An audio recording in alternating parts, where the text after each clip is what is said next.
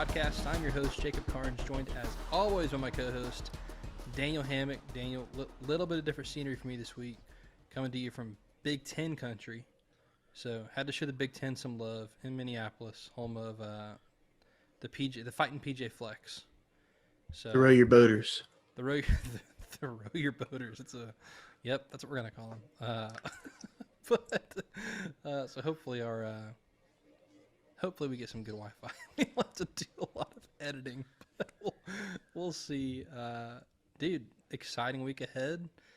Few rivalry games this week. So some big point spreads, but we got to pick some of college football's best rivalries and talk about them. It's what makes our sport great. So excited for the week ahead. Yeah, and it's also the last weekend of games prior to the committee making their initial rankings. So it'll be nice to kind of get in the mind of what the committee is thinking. That's probably something we're going to talk about on the recap show, maybe give a little preview of a top four that we expect of the committee.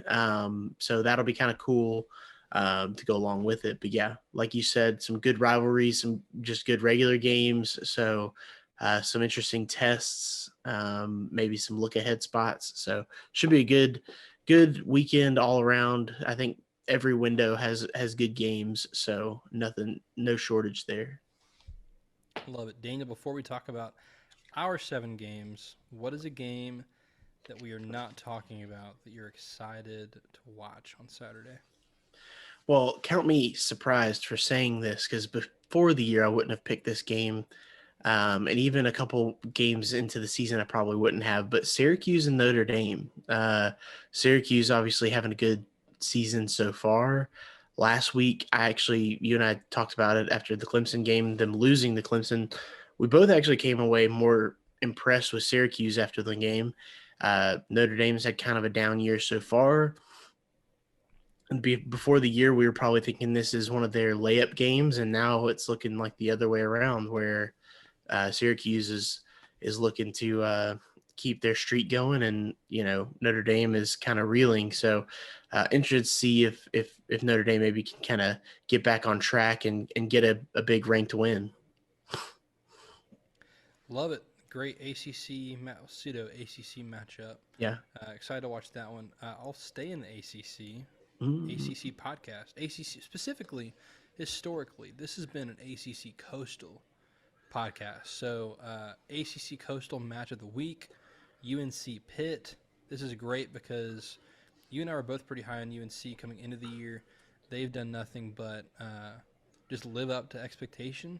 They're 6-1, but now they got Pitt. This is the kind of game that a hot North Carolina team I think loses usually. So I'm excited to see how they respond with just two contrasting styles of play with North Carolina and Pitt. So how does UNC respond? Can they keep the streak alive? Because they've kind of got a loaded back half. They're going to play Pitt, Wake Forest, NC State on the last few games. So if they're going to get their losses, they're going to come now. But I think this will be a really good statement win if North Carolina can finish this one out. And same for Pitt. They're 4-3, but I don't think this team's got any quit in them. But which version of both teams are we going to get? So that's why I'm excited to watch that one. To quote Michael Jordan, the ceiling is the roof. So we'll see. The ceiling is, in fact, the roof. That's true. Daniel, let's go to our 7 games, starting with Happy Valley. Penn State hosting Ohio State. Unfortunately, this is not the whiteout. This is big noon kickoff. So Penn State coming off of that loss. Excuse me. No. They just came off the whiteout win. But we're 2 weeks removed from their loss against Michigan. Big win in the whiteout against a backup quarterback. Ohio State comes in as 15.5-point favorites. Where are you going in Happy Valley? Yeah, when the Buckeyes leave, it's going to be a not-so-happy valley because they're coming out with the win. The only question here is, do they cover? After a couple weeks ago, or actually it was last week against Iowa, that was not that I was questioning them covering that spread, but if there was ever a time to doubt them, I feel like it was then, because of a defense that could keep them in check. Penn State, while I think that they'll probably give them a good battle, I would definitely be a little more into it if I think this was the whiteout game. which is unfortunate that their fans aren't going to be able to give the same effort at a noon kick. There's also a certain extent that I think that when a team's just better, they're just better. And so, I think that Penn State can give them, a good blow here or there, but counter punch, those things aren't going to keep coming from Penn State. I think Ohio State's going to be able to just continue to attack in multiple ways. They're a balanced offense, both, obviously rushing and passing. And then defensively, I think they're going to get stops when they need to. 15 and a half. I, I mean, I feel comfortable with this being a 17-point win. I feel very comfortable there. I could easily see this one getting away when Penn State realizes that it's been, lost, and Ohio State kind of adding to it. CJ Stroud's been known to be in the fourth quarter, throwing touchdown passes. So give me the Buckeyes. I'm laying the points. Now, given this was at home, how many points did Michigan score against Penn State?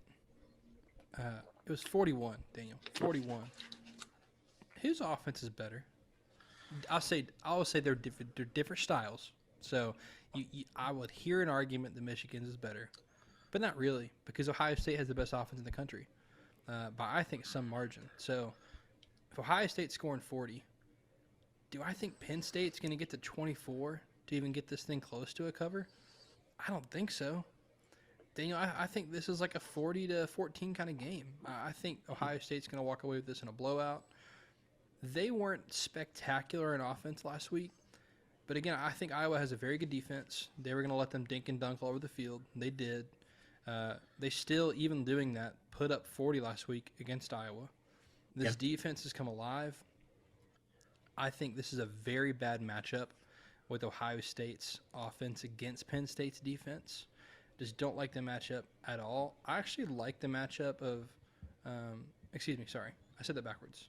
This is a very bad matchup with Penn State's offense against Ohio State's defense. And Penn State has, again, we talked about it when I picked Michigan to cover against Penn State. Their EPA against the rush is outside the top 100 in the country. And Ohio State ranks 3 in that category. Like, they have been just efficient running the football because of that style of offense that they play. TreVeyon Henderson's been able to do whatever he wants in the ground, which is part of what makes that offense explosive. It's not just that they're throwing deep bombs. It's that they're getting 7 yards of carry, like running the ball. And so I think that's a really bad matchup for Penn State's defense again. And I like Ohio State to kind of blow Penn State out in this game. So I think Ohio State is the best team in the country still. And I think they show that again in this game and make a pretty big statement to potentially be, not that it matters the first week, but be number 1 when the rankings come out on Tuesday. So that's what I think they can do in this matchup. All right, Daniel, let's go to the SEC. We got Ole Miss. We got Texas A&M. Texas A&M hosting the Rebels. But the Rebels are 2.5-point favorites on the road. Where are you going in College Station? This one's weird. It's very weird. Ole Miss is the better team. So just going to elephant in the room. Ole Miss is the better team. And I think they're the much better team. But it's all about context. Coming off the bye week, we were expecting to see Texas A&M have a little more juice, maybe have a little different offense. We still are kind of wondering who's going to play quarterback just because of, injuries and whatnot. So is it going to end up being Connor Wegman? Is Haynes King able to go? What's the status there?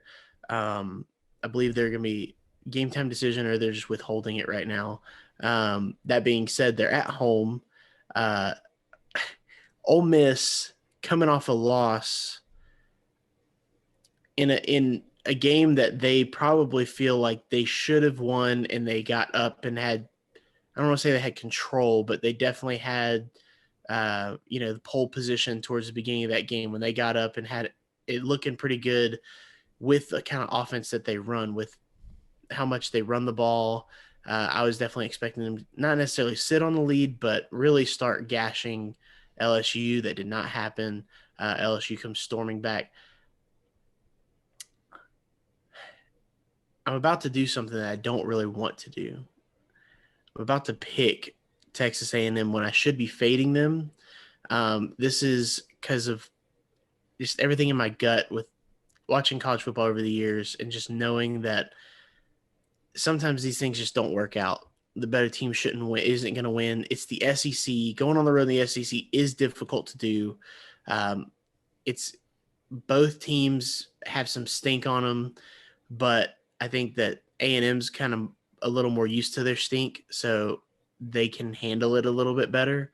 I think that Jimbo, while he's not coaching for his job, he's coaching for this next recruiting class and to be able to hold these recruits together.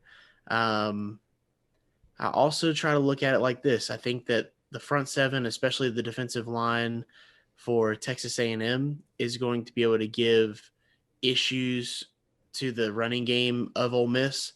It may just not be as clean as they like. I'm not saying they're going to shut them down by any means, but I think that's going to frustrate them. And I think they're going to try to throw the ball a little bit more than they want to. And so Ole Miss is going to come be off their game. I got A&M in this game. I got them outright, but I'll take the 2.5 points. I'm disappointed. I know. Because you and we had a principle that we were in together, and that was fade A&M. I'm breaking a covenant, man. I'm sorry. We were in on this together, man. We were fading A&M to the day we die. I'm not hopping off. Not now. Not when Ole Miss is coming to town. I hope I'm wrong so that we can I can wash it over me and be like, you obviously were the smart one. Look, fade A&M, man. We're not stopping now. Now's not the time to stop. No, you say Jimbo's coaching for the recruiting class. He's coaching for the 2021 recruiting class, because if they finish poorly, they're going to all hop in the portal. They're not going to stick around for this. Well, the 2022 one, that's the one I'm talking about. Or 2022, sorry. That's what I meant. Like the one that's currently there. The one that's on the roster with right 35 stars. Yeah, that one. Yeah, that's because they're all going to hop in the portal if this continues. What LSU was able to do to Ole Miss last week, I think that Texas A&M could do defensively. They cannot do what LSU did offensively last week. And if Ole Miss gets up in this game early, I think it's good night Texas A&M. They do not have as dynamic of a quarterback as Jaden Daniels, not even close. They've got some guys at receiver, but they have an offense that's inept. They have no idea how to get their ball to the receivers. To quote Bud Elliott, Texas A&M is where good receivers go to die. So, like, they have no way of, I think, scoring enough points to beat Ole Miss. Like, I think Ole Miss could win this game, like, 21-10, and, like, it looked bad the whole time. Because Ole Miss, this is not last year's Ole Miss team. Ole Miss has a really good defense this year. Like, LSU just has a lot of athletes, and they're starting to click because 10-2 LSU. So, it's coming. Right. So, I'm taking Ole Miss. I'll lay the 3. I think they win by at least a touchdown. And if they don't, shame on Ole Miss for not putting this Texas A&M team away. But this is why we play the games. So, we will see on Saturday. All right, Daniel, let's go back to the Big Ten rivalry game. We have Michigan. We have Michigan State. This version, though, of the rivalry, Michigan is at home, favored by 21.5. Now, this is not the first time a Jim Harbaugh Michigan team was favored big over Michigan State and then went on to lose the game. So, I say we'll see. I'm not picking a result there, but this is not the first time Michigan has been in this position on the front end and then lost on the back end. So, is this team different, Daniel? Where are you going in Ann Arbor? Yeah, so I do think this team's different in that they're not going to lose to Michigan State. So I don't think that part is in question. I also don't think that Michigan State is completely unable to hang with Michigan in a rivalry game. So I am taking these points. I think Michigan wins by 2 touchdowns, maybe even 3. But that hook is vital. So 21.5, I think, is very important. I'm taking Michigan State because of it. They've lost their mojo. Obviously, last year was so special with Michigan State. And then they obviously beat Michigan, and that's, Michigan's only, regular season loss last year. They go on to bigger and better things. I think Michigan does win from a revenge standpoint, and then just from being a better team overall. But I think that they're going to be satisfied with the rivalry win. I don't think that they're going to necessarily be running the score up or anything like that. I could see this game kind of going back and forth for a minute and being, where they're kind of matching each other's scores, and then Michigan just pulls away late. So I can see it being like 21-21, and then Michigan tacks on 2 late touchdowns, wins this one, 35-21, something like that. So give me Sparty with the points, but Michigan wins. Sparty with the points. Daniel, I'm looking at Michigan State's schedule here. So I'm going to give you total scores against FBS opponents. So 28, 7, 13, 20, 34. And that's not against Michigan's defense, which will be the best defense they play. I like Michigan to win. I like Michigan to cover. Not just in a revenge spot. I just think Michigan's locked in, coming off of a bye week. This is their foot to the gas pedal to finish off the season strong. I think they understand they need to go into that Ohio State game undefeated and know that the result of that game, regardless, at that point, is going to count for something, and that they can go 11-1 and potentially backdoor their way into a playoff. So, Michigan, Daniel, this is a team that's third in the country in EPA margin. They're efficient on offense and defense. The offense is fun to watch. It's a little bit of old school football. It's a very pro style offense. See, you and I have talked about, I think Jim Harbaugh might have taken back over play calling last year at some point, even though Josh Gaddis was there, because the offense has not skipped a beat this year. J.J. McCarthy I don't think he's been consistent all year, but he's definitely the better quarterback. He has shown he's ceiling a few times. I think this is the kind of game against a defense in Michigan State that ranks 115th in the country in EPA given up per pass, that he can kind of light them up. And with that ground game, too, it just opens up their pass game. It's beautiful. Michigan's offense is a lot of fun to watch. I think they win this game. I think they cover. I think they could score in the 30s, but I just don't know if Michigan State can score more than 14 points. I'm Michigan's defense. So I like Michigan to win. I like Michigan to cover. So I will take the Wolverines in this Big Ten rivalry. Excited to watch this one because a lot can happen in the Michigan State game. All right, UCF, Cincinnati, big AAC matchup. Man, UCF coming off of a disappointing loss last week. Cincinnati has just kind of quietly stayed ranked since that opening loss to Arkansas. They've just won every game since, sitting at number 20 in the AP poll. Not ranked in our extra point rankings, but UCF at home, a half-point favorite, so pretty much a pick 'em here. Where are you going to the bounce house? Well, at home, I got to go with my boy, John Reese Plumlee. So I do think that it's going to matter late in the game. It's one of the best defenses he'll have faced all year. Obviously a couple weeks ago they had the 7 touchdown performance, and I think that he is finally understanding this Gus Malzahn offense, where he can just kind of play within it. And so you'll have some, big plays running the ball. He's throwing the ball just enough to get them, down the field and everything. I expect UCF's defense to also be a factor here.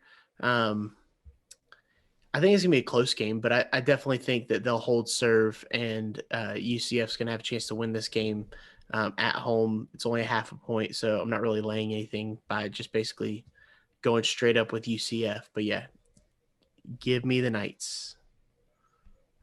Like the Knights. I'm also going to go UCF here, Daniel. Last week was disappointing because I did pick them in some picks we do on the side. That loss really hurt. I don't know what team showed up there. It did not look like a team that's played all season. It's just really confusing. So I thought Tom Fornelli said this well. Like, Gus Malzahn's good for at least one of those per year, where it's just like, who was that that Yeah, showed up? I right. think that could have been a look ahead spot with Cincinnati coming to town this week. So, in a game that I think will be very, very close. I think these are two good football teams. They One that probably both thought they were getting College Game Day since Lee Corso lives in Orlando, and if they win, there wasn't a whole lot of, you know. I think they're in. Did they they're end up in Jackson State. Jackson State? Yeah, So I know that it was at least up for grabs, and yeah, so it was up for grabs. they may have been thinking about that. I don't know what happened, but I'm picking them this week, doubling down. I picked UCF to win the American. They need this game to do that, so I'll go with the Knights of Central Florida. All right, Daniel, let's go to the SEC. Big game, big game. Tennessee at home hosting Kentucky. This is a rivalry game. This is a game that could still decide, play a big factor in how the SEC East shakes out. Tennessee a 12.5-point favorite at home. Where are you going in Knoxville? Yeah, this was the game last year, Jacob, that we really started talking about time of possession, was it not? Uh, Kentucky dominated time of possession. I think they possessed it for, I don't know, like 43 minutes. It was something it stupid. it was something absurd, and Tennessee won the game going away, and they just had an insane EPA and just explosive plays basically every time they touched the ball, which sounds familiar with this Tennessee team because they tend to do that. This point spread being less than 2 touchdowns, I think, is a major respect for Mark Stoops and what he's built as a program. I haven't seen it with this Kentucky team this year to be able to hang with a team like this. I do think that they're balanced on offense without having a good offensive line. For as balanced as you can be, they can't pound it. They really rely on Chris Rodriguez to be able to make plays in the run game, By himself. pass game. They really are counting on Will Levis to not end up hurt. He's been gimpy, and the offensive line is not good at pass blocking. So all of that being said, I just have more confidence. I think Tennessee's going to win the game. Um, if this was at Kentucky, I'd have a little bit more, of a good feeling for them. It looked like last week would have been a week for Tennessee to really be messing around, after the big win, obviously, against Alabama and against UT Martin. I mean, they just didn't mess around. It just they came out and they showed that they're more focused than they've ever been. This is a different team. Rather, it's not one of these teams that's just gonna, give away what they've worked so hard for.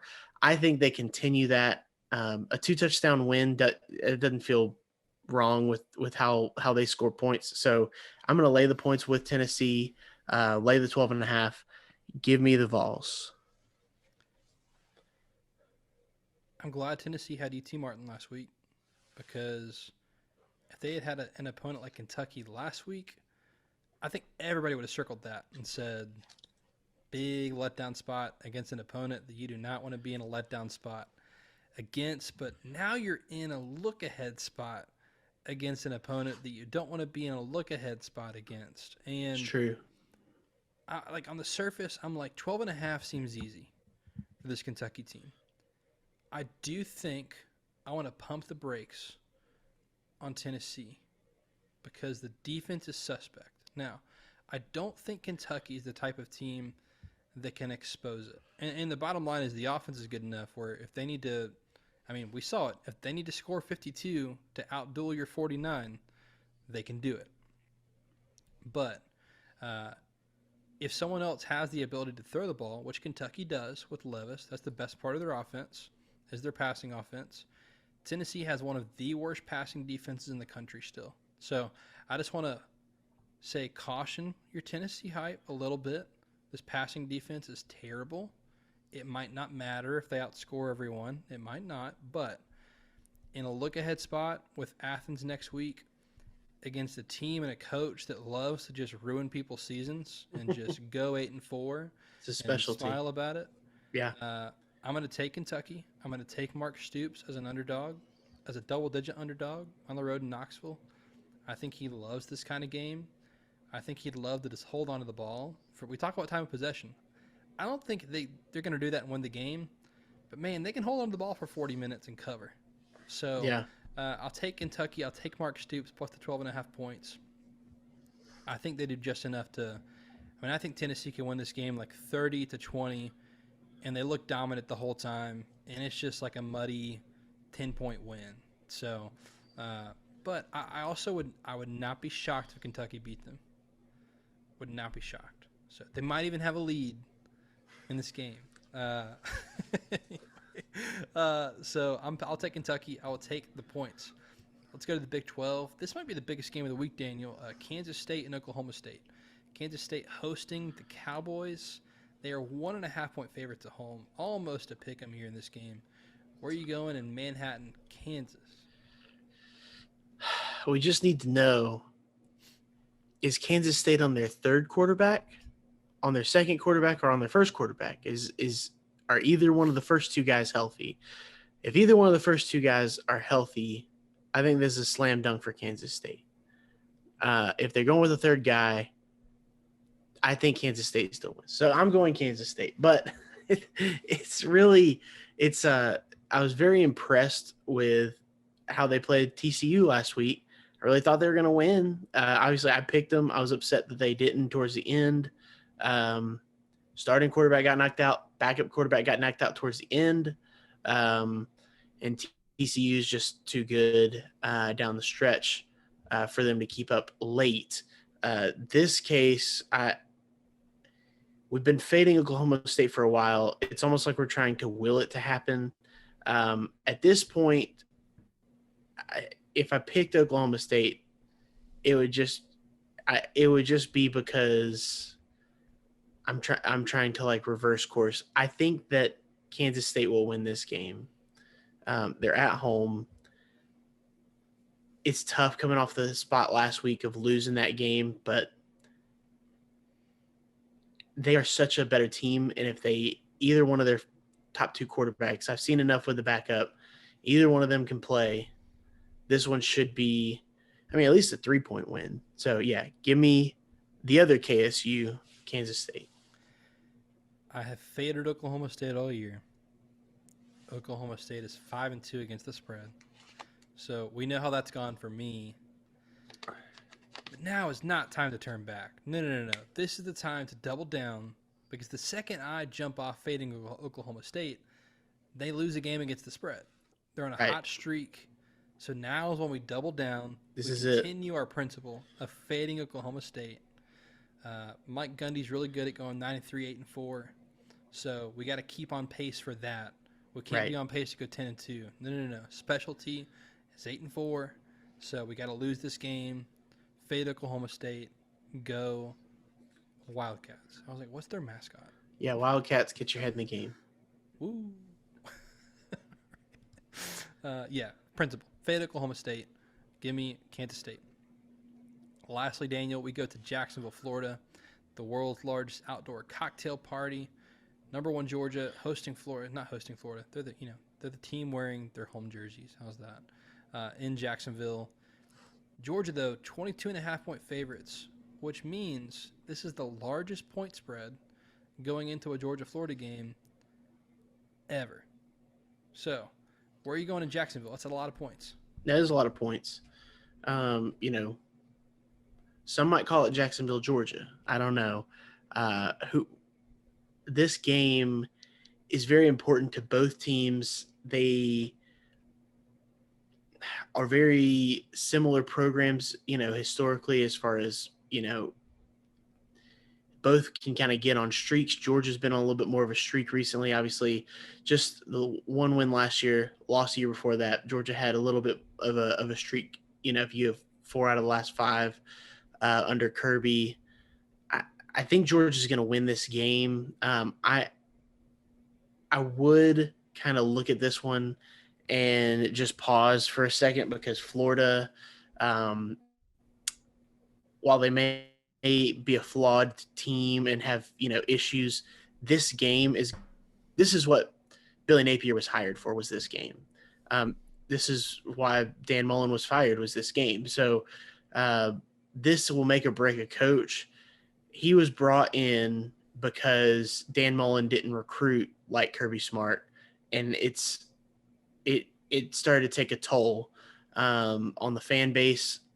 Billy Napier coming in, he's got to compete in this game, and I think they will. Georgia started slow. If you remember last year, they started the game slow on offense.